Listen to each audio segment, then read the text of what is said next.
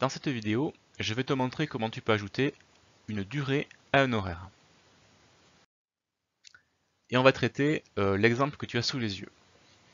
Donc une famille qui part en vacances à 8h52 du matin, un trajet qui est censé durer 5h49 minutes, et on va chercher à quelle heure cette famille devrait arriver sur son lieu de vacances. Donc le problème ici se résume à poser une addition en fait, à partir de 8h52, d'ajouter la durée du trajet, et on va obtenir ici l'horaire d'arrivée. Alors il y a des petites différences avec les additions classiques que tu connais lorsqu'on parle d'heures et de minutes. Donc c'est ce que je vais te montrer maintenant. Une première différence, et elle est importante, il faut bien que tu comprennes qu'il y a un mur ici entre les heures et les minutes. En fait, il faut vraiment que tu te dises que c'est comme si tu avais deux additions séparées. En fait, on va faire une addition avec les heures et une addition avec les minutes. Alors allons-y. Je commence par les minutes. 2 plus 9, 11. Je retiens 1. 1 plus 5 plus 4, ça fait 10. Sur une addition classique, on mettrait le 0 et on retiendrait le 1. Mais comme je t'ai dit, il y a un mur entre les deux.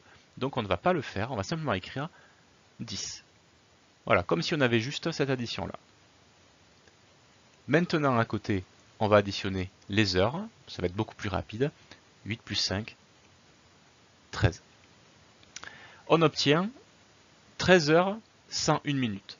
Donc c'est là qu'arrive la deuxième différence avec une addition classique, c'est que c'est pas forcément terminé. Il faut que tu regardes toujours ton nombre de minutes. S'il dépasse 60, ça veut dire en fait que ça fait une heure complète. C'est le cas ici. Dans 101 minutes, en fait, on va prendre 60 minutes à l'intérieur et on va les basculer sur les heures. Donc je prends 60 minutes. Donc j'en avais 101.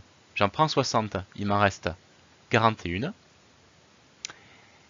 Et ces 60 minutes que j'ai prises, je les bascule ici, là où j'avais 13 heures.